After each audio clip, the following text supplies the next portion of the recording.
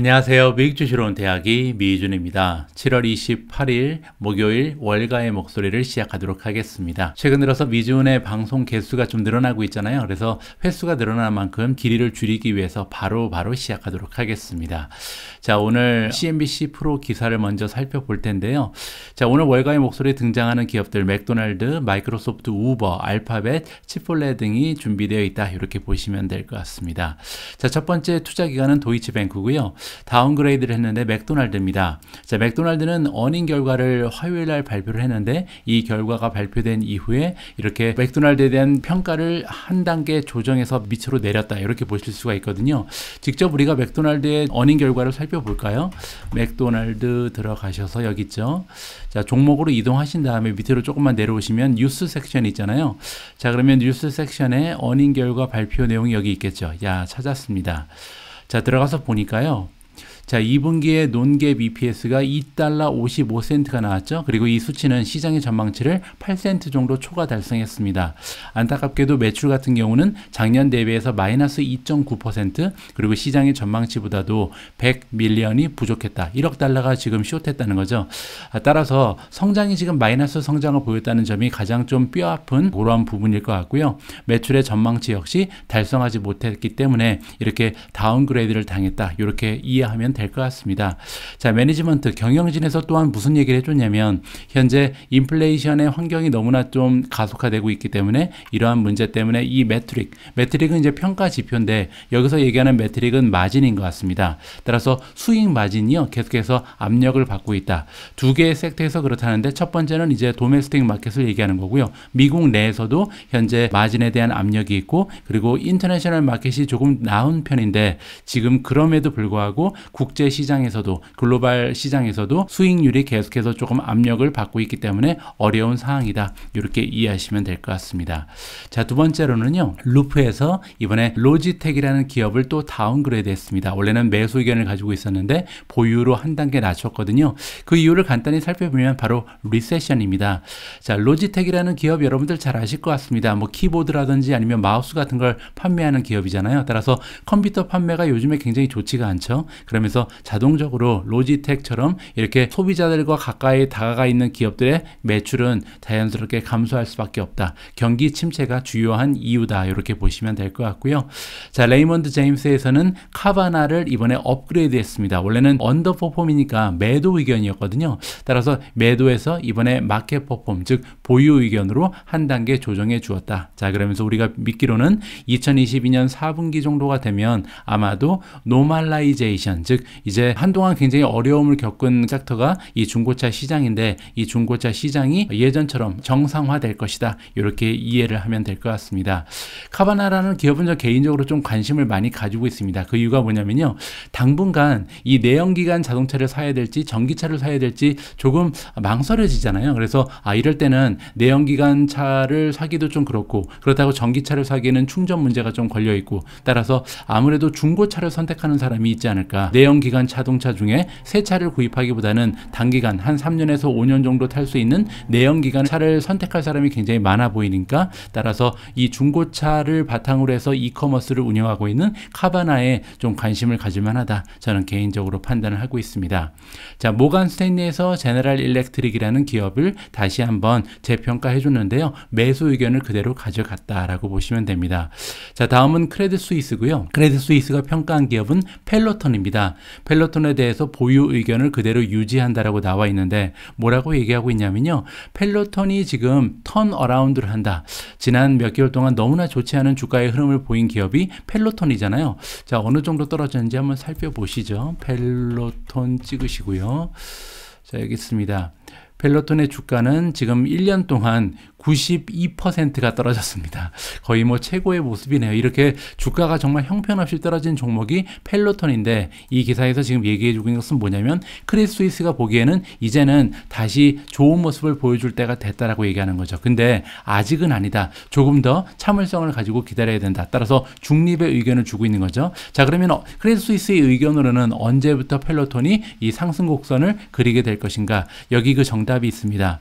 자, 2024년 그 피스칼 이어, 즉 회계 연도거든요. 따라서 1년 정도 더 기다리면 이제 성장이 다시 정상화되면서 조금씩 회복하는 모습을 보일 수 있는 기업이 펠로톤이다. 이렇게 평가를 해주는 것 같습니다. 자, 다음으로 등장하는 투자 기관은 코웬이고요. 코웬에서 이번에 우버라는 기업에 대해서 다시 한번 매수 의견을 재확인해 줬다라고 나와 있습니다. 자, 코웬이 지금 기대하기로는 우버의 2022년 2분기에 그로스 부킹은 뭐냐면 이 우버처럼 플랫폼 기업은요, 플랫폼 기업 내에서 이제 거래가 발생하는 거래 총액이 있잖아요. 이 거래 총액에서 이제 일정 부분을 수수료로 받아서 매출로 잡죠. 근데 이 매출 위에 있는 전체 거래 금액을 그로스 부킹이다. 이렇게 생각하시면 됩니다. 자, 그런데 그로스 부킹이 지금 현재 가이던스를 넘어설 거라고 예측을 하는 것 같습니다. 그 이유는 뭐냐면 최근 들어서 모빌리티의 회복이 굉장히 잘 진행되고 있다. 자, 모빌리티는 뭐냐면 우버의 원래 첫 번째 가지고 있었던 비즈니스죠. 원래 이제 차량 공유 서비스를 제공하면서 등장한 게 우버잖아요. 팬데믹 기간 동안 많은 사람들이 차량 공유 서비스를 이용하지 않다가 최근 들어서 외출도 잦아지고 많은 사람들이 이제 밖으로 돌아다니면서 외출도 하고 그리고 여행도 많이 다니기 때문에 우버의 매출에 많은 탄력을 줄 것이다. 이렇게 이해하시면 되고요. 자, 코웬에서는 비슷한 기업이죠. 리프트 역시도 매수 의견을 다시 한번 확인해 줬습니다. 자, 그 이유는 우리가 기대하기로는 역시 2분기에 탑라인, 즉 매출을 탑라인이라고 부르거든요. 순이익은 바텀라인이죠. 탑라인 위에 있는 매출이 굉장히 좀 성장 동력을 받을 것인데 그 이유는 뭐냐면요, 유저 그로스다. 그래서 사용자의 수가 계속해서 늘어나고 있는 기업이 리프트다. 이렇게 이해를 할 수가 있을 것 같습니다. 자, 다음에는 어제 어닝 결과를 발표했던 알파벳 소식인데요. 바클레이에서 오버웨이트 매수 의견을 다시 한번 재확인해 줬습니다. 자, 알파벳에 대해서 바클레이가 뭐라고 얘기하고 있냐면요, 베스트 롱텀 리스크 리워드다. 자, 리스크 리워드는 뭐냐면 우리가 투자를 결정할 때 이제 아무래도 안전자산이 아닌 위험자산인 주식은 리스크가 발생한다는 것을 어느 정도 인지하고 있잖아요. 그런데 이 리스크가 얼마나 큰지 그리고 우리가 기대할 수 있는 수익률은 어떻게 되는지 이 두 부분을 가지고 저울질을 하게 되는데 지금 알파벳 같은 경우는 리스크에 비해서 수익에 대한 확률이 훨씬 더 높다. 이렇게 볼 수가 있는 거죠. 따라서 장기적으로 봤을 때는 리스크에 비해서 기대할 수 있는 기대 수익률이 굉장히 높은 기업이 알파벳이다라고 이야기를 해주고 있는 겁니다. 자, 우리가 생각할 때 아마도 앞으로 몇 분기 동안 굉장히 좀 터프할 것이다. 그래서 모든 디지털 애드버타이징, 디지털 광고 관련 기업들이요, 어려움을 겪을 가능성이 굉장히 높다라고 합니다. 적어도 몇 분기 동안 그럴 거란 얘기죠. 하지만 여기 나와 있는 것처럼 알파벳이 제시한 가이던스가 있는데요. 이 가이던스가 아마도 뭐 적절하게 그 컨센서스랑 맞아 떨어질 것이다. 이 얘기는 뭐냐면 실적 발표할 때 어려운 시간이지만 뭐 이렇게 엄청나게 초라한 성적을 발표하진 않을 것이다. 따라서 알파벳은 어느 정도 기대에 부응하는 그런 실적을 낼 거라고 얘기합니다. 거기에다가 가장 좋은 부분은 뭐냐면요, 지금 현재 이 밸류에이션이 굉장히 많이 떨어져 있다는 얘기를 해주고 있습니다. 11배밖에 되지 않는 밸류에이션이 나오는데 이 11배는요 PER이 아닙니다. PER이라는 것은 이제 P는 시가총액, E는 어닝, 순이익이잖아요. 순이익에 비해서 몇 배 올라가 있는가를 우리가 PER이라고 부르고요. 여기는 EV/에비타가 나옵니다. 에비타라는 것은 이제 순이익하고 비슷한 거라고 제가 여러 번에 걸쳐서 말씀드렸죠. 그런데 순이익 중에서 먼저 이제 인터레스트, 즉 이자 그리고 텍스라든지 아니면 감가상각비 같은 것을 빼기 전에 수익을 얘기하기 때문에 순이익보다는 규모가 약간 더 큽니다. 그거를 감안하셔야 될 것 같고요. 그리고 EV라는 것은 이제 기업의 가치, 엔터프라이즈 밸류를 얘기하는데 시가총액과 거의 비슷하다. 이렇게 보시면 됩니다. 따라서 에비타랑 엔터프라이즈 밸류를 비교하니까 11배 정도만 올라가 있는 상황이라서 굉장히 멀티플이 많이 감소했다. 구글은요, 장기적으로 봤을 때 이 리스크랑 기대되는 수익성을 봤을 때 수익률이 훨씬 더 높게 여겨진다. 리스크에 비해서 훨씬 더 기대 수익률이 높다. 이렇게 정리를 해드릴 수가 있습니다. 자, 다음은 UBS가 이번에 치폴레라는 기업에 대해서 바이 매수 의견을 다시 한번 재확인해 줬다. 이번에 이제 어닝 결과가 발표된 것 같은데요. 어닝 결과가 굉장히 좋았고 그래서 우리는 치폴레가 가지고 있는 회복력이라든지 이 탄력을 믿고 있다. 점점 더 확신이 들고 있다. 이렇게 정리가 가능합니다. 자, 다음은 모간 스탠리가 마이크로소프트에 대해서 의견을 던져주고 있는데 원래 가지고 있었던 매수 의견을 다시 한번 확인해 줬습니다.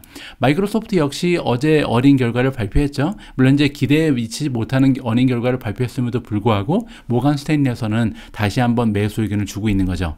자, 그 이유가 궁금해지는데요. 여기 나와 있는 것처럼 매크로의 임팩트가 확실히 있었다. 그래서 이번에 분기가 4분기라고 말씀드렸잖아요. 그래서 4분기 어닝 결과를 발표했는데 매크로 때문에 경제 상황 때문에 영향을 받은 것은 분명한 것으로 보인다. 이렇게 지금 얘기를 하고 있고요. 자, 그럼에도 불구하고 커머셜 부킹이 지금 작년 대비해서 35% 정도 올라간 것은 대단하다. 여기서 이제 CC라고 써 있는 것은 어제 말씀드린 것처럼 Constant Currency의 약자잖아요. 따라서 만약에 환율을 그대로 적용한다면, 그러니까 작년 환율과 올해의 환율이 변화가 없다는 가정을 해보면요, 이 커머셜 부킹의 성장률이 무려 35%나 된다. 이렇게 이해하시면 될 것 같고요.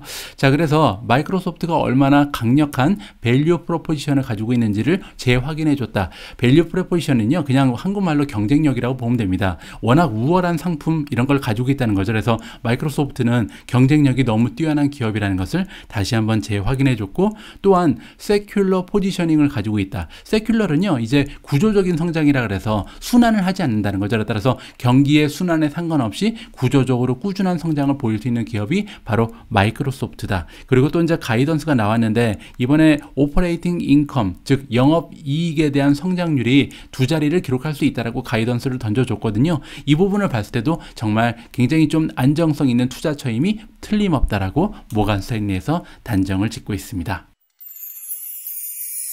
자, 오늘 같은 경우 마이크로소프트나 구글은요, 이제 어닝 결과를 발표하고 나서 직후기 때문에 상당히 다양한 월가의 목소리가 등장을 하고 있습니다. 자, 그래서 이번에는요, 마이크로소프트 관련해서 어떠한 목소리들이 들리고 있는지 한번 정리를 해보도록 하겠습니다. 자, 이번에 어닝 결과가 나쁘지 않았다라고 얘기하고 있죠. 저 주식 기관의 이름은 얼라이언스 번스타인이고요. 마크 모들러라는 전문가입니다.